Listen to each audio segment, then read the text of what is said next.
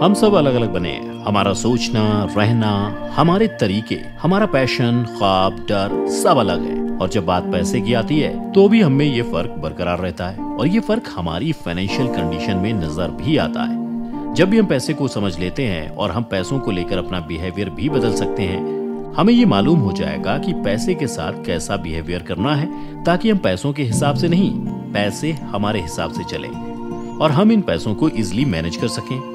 Psychology of money नाम की किताब कहती है, पैसों के मामले में कामयाबी आपके IQ, इंटेलिजेंस और नॉलेज पर डिपेंड नहीं करती। It's about your behaviour with money. और हर किसी का बिहेवियर एक दूसरे से अलग होता है। अगर आप अपनी लाइफ में ग्रो करना चाहते हैं तो आपको अपने सोचने के तरीके पर फोकस करना होगा। एकदम सेम अप्लाई होता है पैसों पर भी। रिच होना या पैसों के मामले में कामयाब होना इस बात पर डिपेंड नहीं करता कि आप कितना पैसा कमाते हैं। ये इस बात पर डिपेंड करता है कि आपका दिमाग पैसों को लेकर क्या सोचता है, आपका पैसों के साथ बिहेवियर कैसा है। बिहेवियर और सोच ही डिसाइड करती है कि आप अपने पैसों को अच्छे से मैनेज करेंगे या फिर ज्यादा से ज्यादा कमाने के बावजूद पैसों के साथ अपना रिलेशन खराब रखेंगे। तो बिना किसी देरी के जानना शुरू करते हैं कि हमारे पास अपने पैसों को मैनेज करने के क्या ऑप्शंस या तरीके अवेलेबल हैं। अगर आप भी पैसों से related problem like over spending का सामना कर रहे हैं तो ये वीडियो आपके लिए है। ये वीडियो उन लोगों के लिए भी है जिनको लगता है कि वो कम अर्न कर रहे हैं क्योंकि उनके पैसे तो खत्म हो जाने हैं, लेकिन उनकी डिमांड्स पूरी नहीं होती हैं। इस वीडियो के साथ आखिर तक बने रहिए। इस वीडियो में मनी मैनेज के कुछ इंपॉर्टेंट और इफेक्टिव तरीकों के बारे में जानेंगे। क्या जो आप खरीद रहे हैं उसे सच में अफोर्ड कर सकते हैं? अगर आप सच में अपने पैसों को मैनेज करना चाहते हैं तो बॉस आपको ये तो करना ही होगा। Why did not they teach me this in school के राइटर कहते हैं कि ये वो जगह है जहाँ ज्यादातर अमेरिकियों ने गलती की है। हमें सब कुछ अभी ही चाहिए। हम उस वक्त का इंतजार नहीं करते जब हम सच में उन चीजों को अफोर्ड कर सकें। कोई भी चीज खरीदने से पहले ये जरूर सोचिए कि क्या आप सच में वो चीज अफोर्ड कर सकते हैं। अगर वो चीजें खरीदना कंटिन्यू करते हैं तो आप अफोर्ड नहीं कर सकते तो ये आपकी आदत बन जाएगी और बैंकक्रप्ट होने तक ये आदत आपका पीछा नहीं छोड़ेगी। अगर आप अपनी ख्वाहिशों को और गैर जरूरी जरूरतों को कंट्रोल करेंगे तो आपके पास सेव और इन्वेस्ट करने के लिए हमेशा पैसे होंगे। वक्त के साथ आपका पैसा बढ़ता जाएगा। न सिर्फ आप फाइनेंशियली सिक्योर हो जाएंगे बल्कि वो सभी चीजें बड़ी आसानी से खरीद सकेंगे जिन्हें एक दौर में खरीदने के लिए आप अपना फ्यूचर दांव पर लगा रहे थे। लिविंग बिलो योर मीन्स का मतलब ये नहीं कि आप फटीचरों की तरह जीने लगे। इसका सीधा सा मतलब है कि आपको प्रायोरिटाइज करना है कि किस चीज की आपको जरूरत है और किस चीज के बारे में आपको महज ऐसा लगता भर है। अपनी चीजों का ख्याल रखें। बचपन से आज तक हमारे पेरेंट्स हमें ये बताते आए हैं कि अपनी चीजों का ख्याल रखना चाहिए, लेकिन फिर भी हम चीजों को बर्बाद ही कर देते थे। अब आपको अपनी उस आदत को छोड़ना होगा क्योंकि अब आप जो भी खरीद रहे हैं उसकी कीमत आपको खुद अदा करनी पड़ रही है और आपको अपने पैसों को मैनेज करना है। अगर आप अपने सामानों का ध्यान रखते हैं तो अपनी लाइफ टाइम में लाखों की बचत कर लेंगे। अपने अपार्टमेंट, वॉशिंग मशीन, कार, हमारी हर चीज पर यह रूल अप्लाई होता है। चलिए कोई बड़ा एग्जाम्पल नहीं, कपड़ों का एग्जाम्पल ले लेते हैं।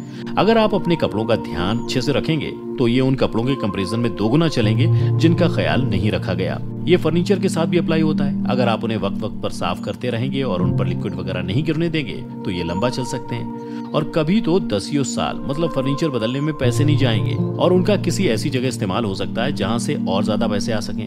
अभी रिपेयरिंग या मेंटेनेंस की कीमत कम लग सकती है लेकिन लंबे वक्त में ये बहुत बड़ा ग्रॉस अमाउंट बनाती है। मनी मैनेजमेंट सिर्फ कहाँ इन्वेस्ट करना है ये जानने को नहीं कहते।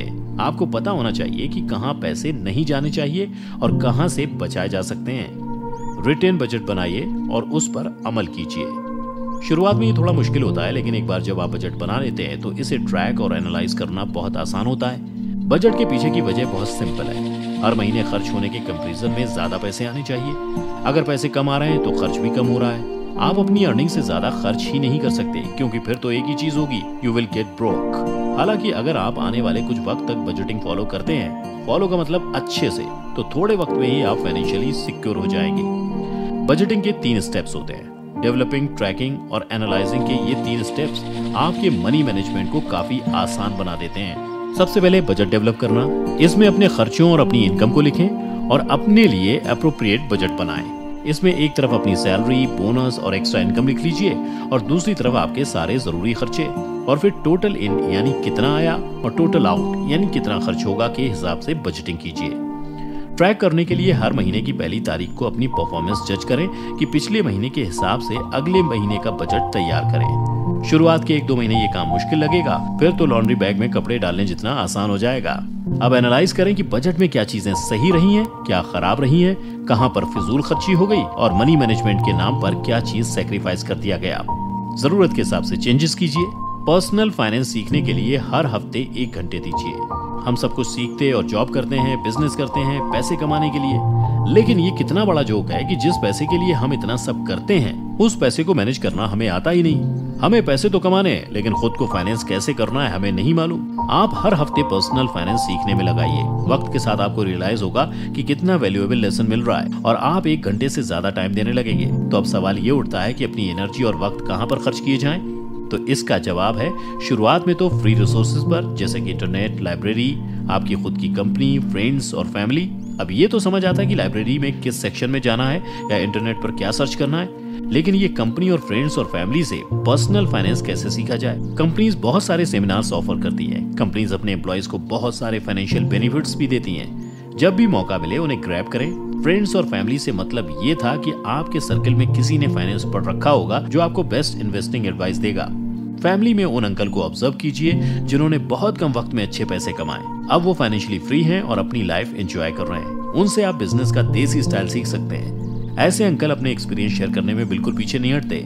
आप उनसे बहुत कुछ सीख सकते हैं। अपने सर्किल के कूल डूड की तरह बनने की कोशिश मत कीजिए, वो बैंकरप्ट होने वाला है। पता है सबसे बड़ी आयरनी क्या है? हम सच में वो 5,000 की टी शर्ट या 20,000 का स्नीकर नहीं चाहते। हमें इस बात से कोई फर्क नहीं पड़ता कि हमारे बॉडी पर किस ब्रांड का कपड़ा है। हम सिर्फ अपने आसपास के लोगों को ये यकीन दिलाना चाहते हैं कि हम ये चीज और वो चीज अफोर्ड कर सकते हैं। हमारे सर्किल में जिसके पास सबसे ज्यादा ब्रांडेड चीजें होती हैं, हम उसी से कॉम्पीट करने लगते हैं। अच्छा, उसने इस कंपनी का शूज पहना था, मैं उस कंपनी का लेकर दिखाऊंगा। But the real thing is कि इन लोगों की परवाह बेवकूफी है। अल्टीमेटली आप सिर्फ खुद को या अपनी फैमिली को जवाबदेह होते हैं। अगर मेरे पड़ोसी के पास BMW है तो मुझे क्या है, वो अफोर्ड कर पा रहा है, ये उसके लिए अच्छा है। लेकिन ज्यादातर मामलों में यही होता है कि वो अफोर्ड नहीं कर पा रहा होता है, बल्कि लोन लिया होता है। अब लोन लेकर अमीर बनना है तो आप अपने कलीग, फ्रेंड या नेबर से ज्यादा अमीर बन सकते हैं। बस होगा यही कि 4 दिन बंगले में रहेंगे और उसके बाद रोड पर। आपका गोल फाइनेंशियली रिस्पॉन्सिबल बनना होना चाहिए ताकि आप फ्यूचर में अपने फाइनेंशियल कंडीशन सुधार सकें। पैसों के मामले में आप दूसरों से कंपटीशन नहीं कर सकते। अपने आप को आने वाले कल के लिए बीते हुए कल से बेहतर बनाइए। हमने मनी मैनेजमेंट के 5 बहुत ही इंपॉर्टेंट लेसन सीखे। कुछ ऐसे तरीके जाने जिन पर अगर ईमानदारी से अमल किया जाए तो कुछ मुश्किल नहीं, बल्कि बस कुछ छोटे छोटे एफर्ट्स हैं। ये बड़ी बड़ी बातें तभी अच्छी लगती हैं जब आपके पास ऐसी बातें करने का वक्त हो और आपका पैसा आपके लिए पैसे बना रहा हो। लास्ट में बोनस टिप ये है कि ट्रस्ट द प्रोसेस। हर चीज में वक्त लगता है, कुछ भी ओवरनाइट नहीं होता। Get rich slow. उम्मीद है आपको वीडियो अच्छा लगा होगा। अगर हाँ तो वीडियो को लाइक और शेयर जरूर करिए और हमें इंस्टाग्राम पर भी फॉलो जरूर कर लीजिए। अभी के लिए इतना ही, अगले वीडियो में फिर मिलते हैं। तब तक अपना प्यार और वक्त देने के लिए बहुत बहुत धन्यवाद।